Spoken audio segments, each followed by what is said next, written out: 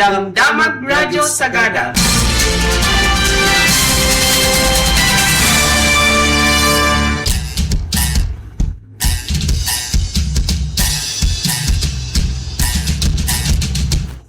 Nembagmanan nga daw iti Lunes, siya ni Simbay nga mangibingay kadagiti damdamag ita nga oras ti alas 12. Kat para apo iti ulo dagiti damdamag. Iti pagilian panang paado iti electric vehicles maisaksaka di jay Senado tapno malabanan tinangina a presyo ti lana.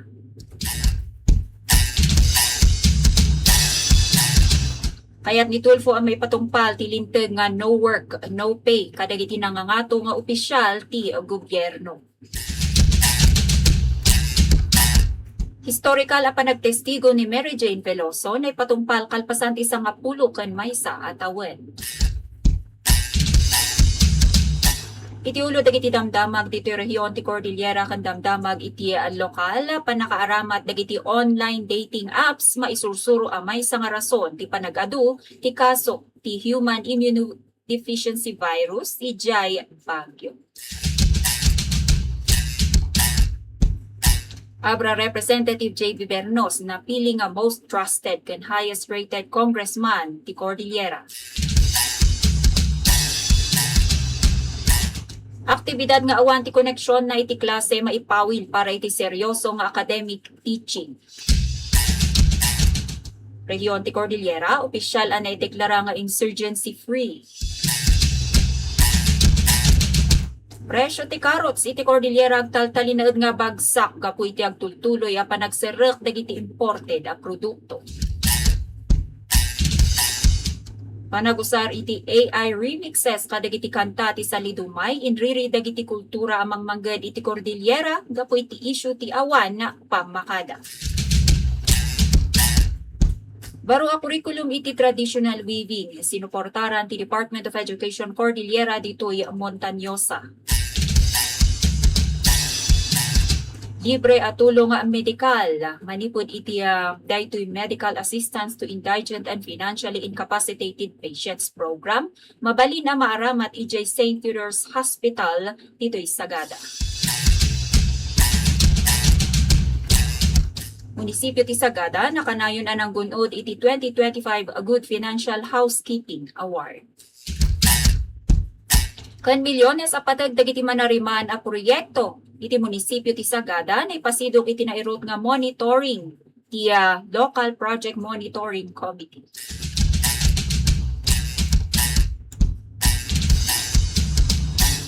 Para iti detalye iti damdamag. Iti damag national may saan napudot asingasing ti umababante iti Senado amang pangpanggap a papardasan ti panang paadu kadagiti electric vehicles wenno EV iti pagilian. Mismo ani Senate President Sherwin Gatchalian tinang iduron iti Senate Bill No. 2270 tapno amyendaran ti Electric Vehicle Industry Development Act wenno EVIDA. Iti sidong daytoy baro nga singasing ket mailaylayon manipod iti 8 ken 12 at tawen dagiti insentibo para iti EV industry. Mainayon ti panang ipataw iti 0% import duty wenno awan ti mabayadan a buwis iti panakaangkat dagiti ti kuryente a luglugan mairaman dagiti ramid na. Sigon ni Gatchalian, daytoy ti makikita na nga epektibo a pamayan tapno maputed ti nakaro a panagdependar ekonomiya ti Pilipinas kadagiti mangangkat alana manipod iti sabali a pagilian.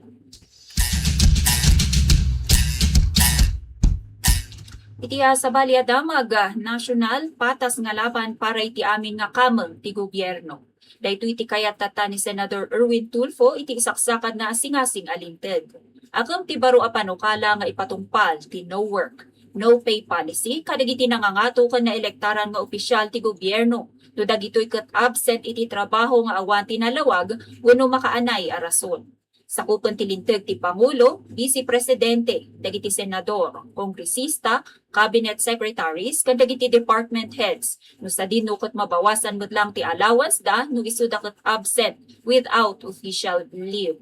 Sigon kani Tulfo, nakababain kadagiti ordinaryo nga empleyado ti gobyerno gapu ta otomatiko nga awan ti birok da no nag-absent da iti trabaho kumpara kadagiti nangangato nga opisyales nga agtultuloy lata nga agsusweldo uray no mano alawas wenno bulan da ang maawan gapu ta Awan tinaturod amang sitar kadakwada. In paganatgat ti mamanday lintag anasken nga agpapada ti amin no mainaig iti serbisyo publiko. May sa apakakitaan ket ti 6 a bulan a panag-absent ni Senador Bato de la Rosa no sa dino binayadan ladta ti gobyerno.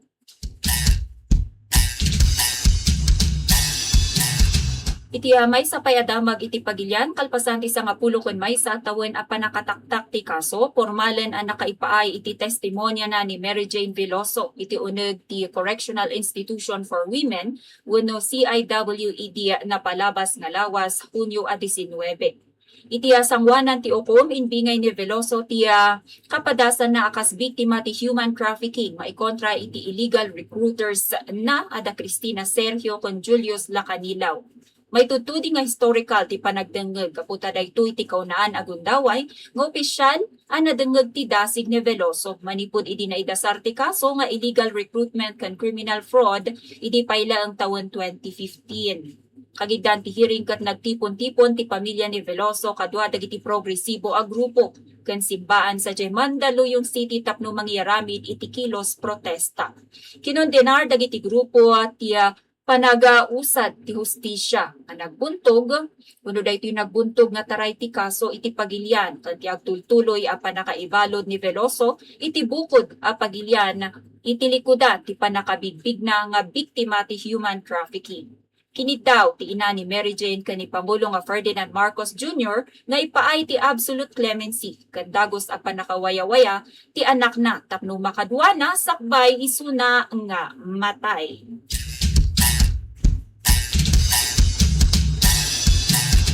Para matapoy iti detalye dagiti damdamag iti rehiyon ken dagiti damdamag iti lokal.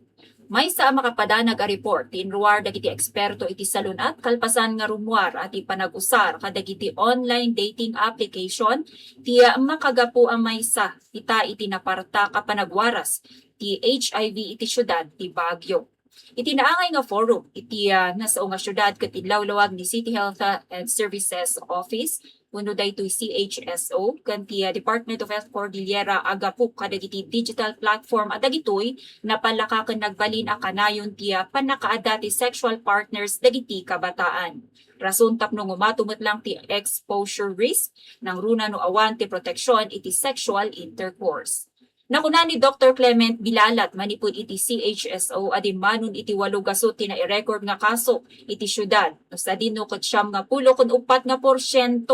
wenno 94% ket lalaki. Ti kaduan ket agtawan iti 25 enggana 30 ket 4. Inlawlawag met ni Darwin Babon manipud iti Department of Health Cordillera asaan adagiti dating app ti makagapu iti virus. Isu tinagbalin ang nalaka nga channel wenno access para iti casual a panakiasabsaban. Ita iti madama ket ti Baguio City ti ayan ti kamatuan nga kaso ti HIV iti entero a rehiyon.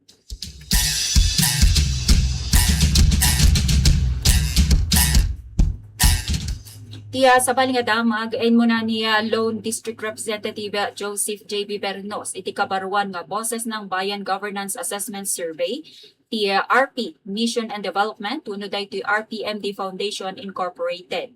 Itinasaw nga independent survey an isayangkat iti Abril 1 enggana iti 8 iti madama nga tawen nagunod ni Bernos ti kamatuan a marka nga 84% governance index. Pamaneknek ang napigsa ti talek ken mapnek dagiti masakupan na iti panagturay ken serbisyo na iti publiko. Sinmaruno iti ranking da Kalinga Representative Caroline Agyao iti 82% ken Mountain Province Representative Maximo Dalog iti 81.9%. Nakasarat mo't lang iti listaan da Benguet Representative Eric Yap, Ifugao Representative Solomon Chongalaw, Baguio City Representative Mauricio Tumogan, kan Apayao Representative Eleanor Bulot Bagtang. Sigun iti RPMD,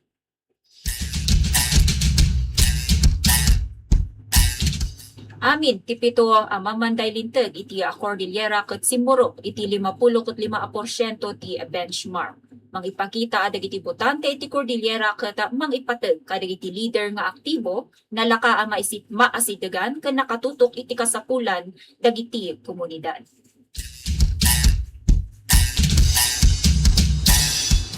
Itiyatay akti edukasyon, ipatpatumpal ti Baguio City Schools Division, ti may sa anay road apaglintigan, tapno maisigurado nga awan ti istorbo, iti panag-adal dagiti estudyante para iti school year 2026 to 2027. Sigun kani City Schools Superintendent Soraya Faculdo, naputput ang mabanbantayan ti 54 ang gana 60 ket may sang aldaw, ti umuna nga termino, ti panagserap para laeng iti seryoso nga akademiko a panag-isuro, panag-monitor ken nakasuro.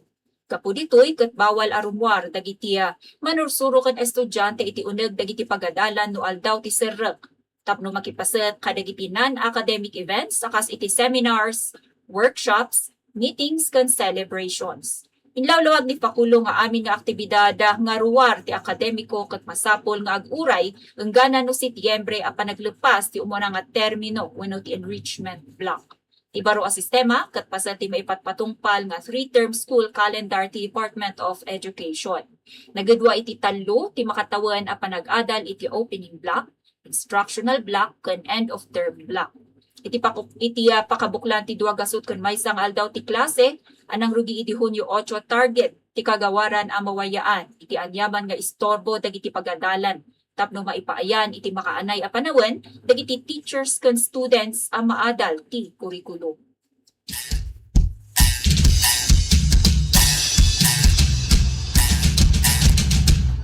Iti sa Valipayada iti rehiyon opisyal met an naideklara ti rehiyon ti Cordillera kas insurgency free ken adatatan iti sidong ti stable internal peace and security wenno SIPS status. Ti deklarasyon ket naaramid babaan ti resolution numero 3 series of 2026 iti kalkalpas nga Regional Peace and Order Council wenno RPOC meeting ngayon Pangulo ni Baguio City Mayor Benjamin Magalong iti napalabas nga lawas. Sakop ti deklarasyon dagiti probinsya ti Abra, Apayao, Benguet, Ifugao, Kalinga, Mountain Province, ken ti syudad ti Tabuk ken Baguio. May patpatumpal ti SIPS status no napanaknakan dagiti otoridad nga awanon ti kabailan dagiti rebelde a grupo ang mangyaramid iti anyaman nga armado nga operasyon iti maysa a lugar. Sigun iti militar ken pulisya, daytoy abaligi ket resulta ti adu atawan nga naasideg nga koordinasyon, operasyon apang seguridad ken panagtitinulong ti Armed Forces of the Philippines, Philippine National Police, dagiti lokal a gobyerno ken dagiti komunidad. No maisumiter ti report iti presidente ket maiyakar ti focus dagiti otoridad manipod iti panakilaban paturong iti panang patalined iti talna ken panakapaduras ti rehiyon.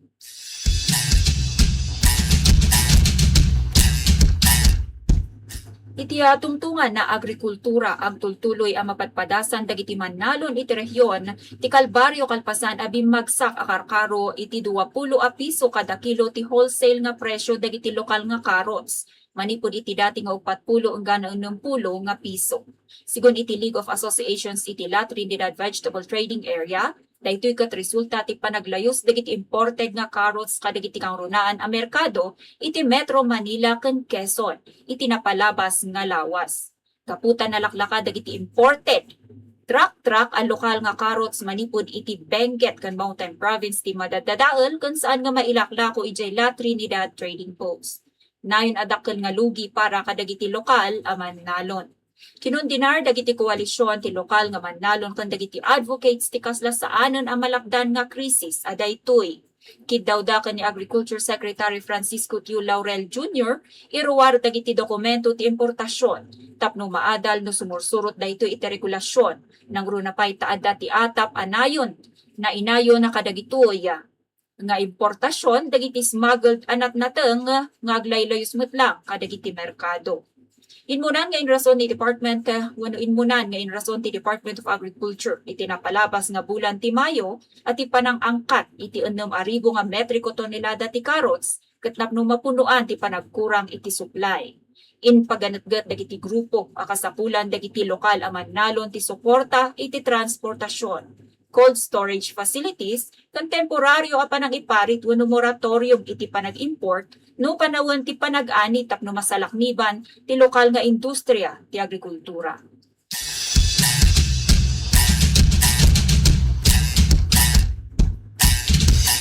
Iti sa Bali Adamag, may sa adakkel atungtungan na itilubong daytoy arts, sining kan teknolohiya tirimuar kalpasan alungtaw iti Spotify ken YouTube dagiti AI generated remix dagiti sikat nga kanta ti Salidumay Collective akas iti Danum ken Waya-Waya.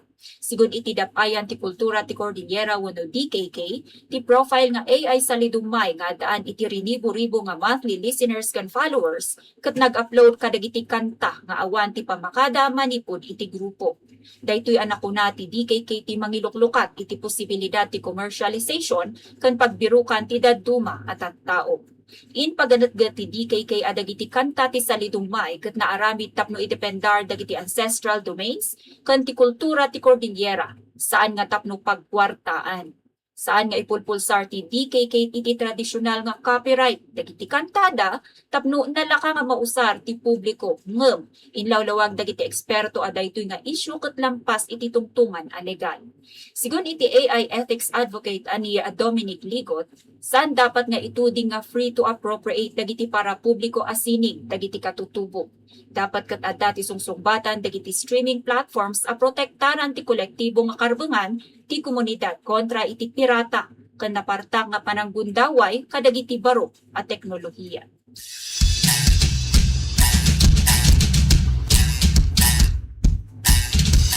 Ditoy Montañosa, personal nga tinutukan ti Department of Education wenno DepEd Cordillera ti panaglukat dagiti klase ken operasyon dagiti pagadalan babaan ti serye ti school visits ditoy probinsya iti napalabas nga lawas. Nabisita dagiti pagadalan ti Ginsada National High School, Sagada National High School, Sagada Central School, Bauco Central School, ken ti Banao National High School. May saan na itampok iti aktibidad katiya panangsaksi iti panakaipatungpal ti baro nga curriculum iti Ginsada National High School. Daytoy ket specialized curriculum on traditional backstrap weaving amang panggep nga isuro dagiti nainsigudan a kaamuan ken kultura.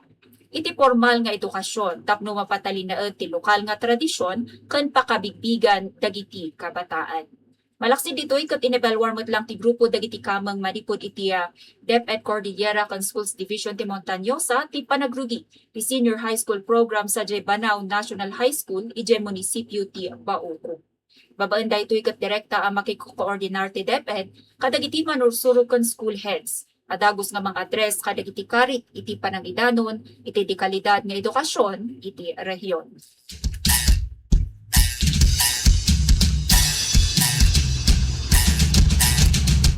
Ditoy Sagada, mabalinan nga buo nga awan ti mabayadan iti gastos apang medikal no agpaagas iti St. Theodore's Hospital wenno STH.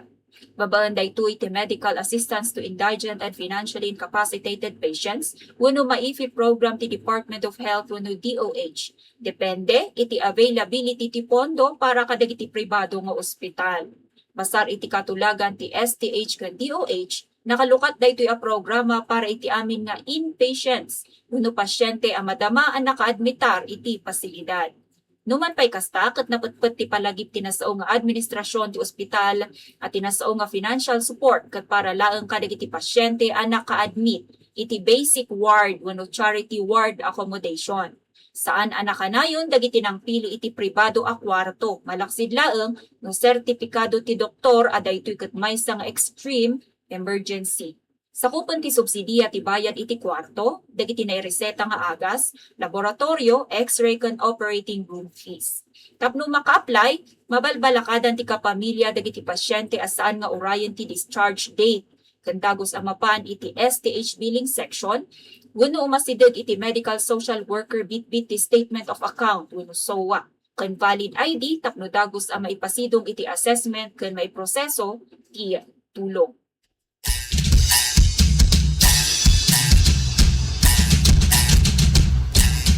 Iti sa Bali Adamag iti lokal, pinanaknakan ti munisipyo ti Sagada, ken dagiti dadu mga lokal a gobyerno iti rehiyon ti Cordillera, ti mapagtalkan ken nalinis nga panang imanihar iti pondo ti publiko. Daytoy ket kalpasan a formal nga kadlaawan ti DILG, wenno Department of the Interior and Local Government Cordillera ti 70 ken maysa nga local government units, iti rehiyon a nabaligi a nakapasa iti 2025 Good Financial Housekeeping wenno JFH assessment. Na inayon ti munisipyo ti Sagada kadagiti napadayawan ken ti amin nga munisipyo ti Montañosa kapu iti pagkitada nga transparency, accountability ken responsable apan ang imanehar iti pondo ti gobyerno. Sigun iti DILG daytoy a prestigyoso apan ang bigbig ket pamaneknek adagiti lokal a gobyerno iti probinsya ket sumursurot iti kangatuan nga pagalagadan ti fiscal management. Anasimpa ken napaka isursuratan dagiti financial records. Malaksi ditoy ket nalaka amal alat ti publiko dagiti impormasyon may naig iti kaban ti publiko.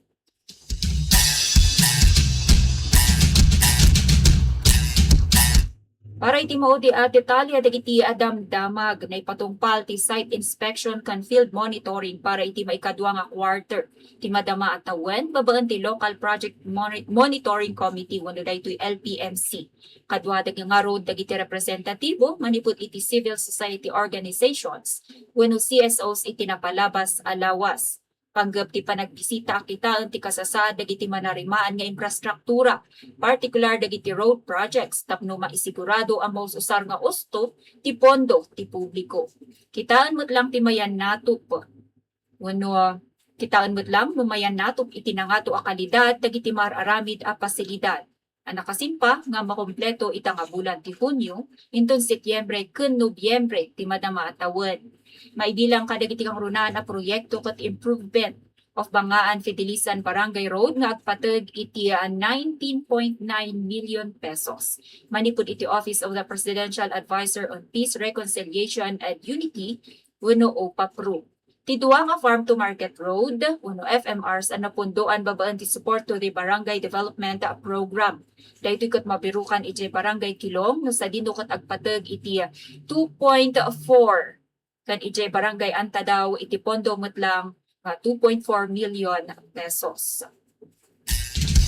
Nayon pay ket ti road widening project sa Jay Mabisil, Barangay Angkilang agbalor iti 800,000 pesos. Ti improvement ti Kilong Tutupan Road iti 798,000 pesos nga pondo manipud iti Municipal Development Fund wenno MDF 2026 kan ti agid Nangunugan Road Project asaan pay narugrugyan. Iti kabuklan nga obserbasyon ti komite, nabigbig tinapintas a kalidad ti kabiti ken panakasemento dagiti kalsada. Ken addapay dagiti proyekto ang napartak ti panag-abantena wenno ahead of schedule. Numan pay kasta ket nakita dagiti sumagmamano nga minor repairs ken lapses. Dagiti kontraktor akas iti kinakurang ti finishing dagiti curves, cutting ti gutter, aplikasyon ti sealant ken narugit nga aglawlaw ti project site. Naobserbaran mo't lang ti kinaawan dagiti agtatrabaho iti sumagmamano nga site, saan apan nag-usar iti personal protective equipment wenno PPE, kinakurang ti manpower.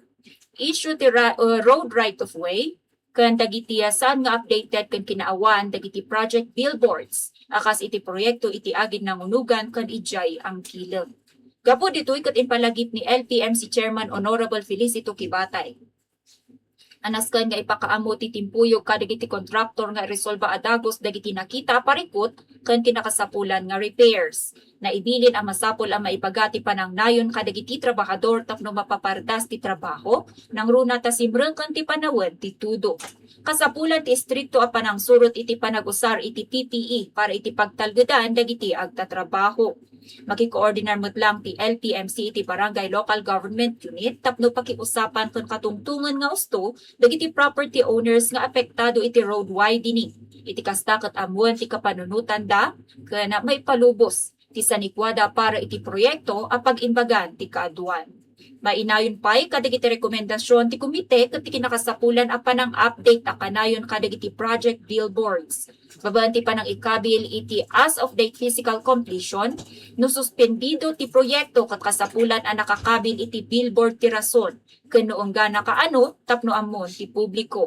Ti target date para iti panakailepas ti proyekto ken ti manariman a nagastos manipud iti kabuklan nga pondo. Binigbig ken nagyaman mo't lang ni Kibatay iti aktibo a panakipasat dagiti CSO iti nasao nga aktibidad. Sigun ken kuana ti presensya ti CSO iti field monitoring ket agserserbian na tibker a garantiya at ti para publiko nga pondo ket direkta ang mapmapan iti dekalidad nga infrastruktura. Daytoy ket napateg nga dang tapno maliglikan ti korupsyon ken substandard nga trabaho. Mang isigurado ang maalala, dagiti komunidad ti kada sentimo ngayon paay ken inbayad ti gobyerno no sa dinno ti dakkel a paset ket nagtaod manipud iti buwis dagiti tattao.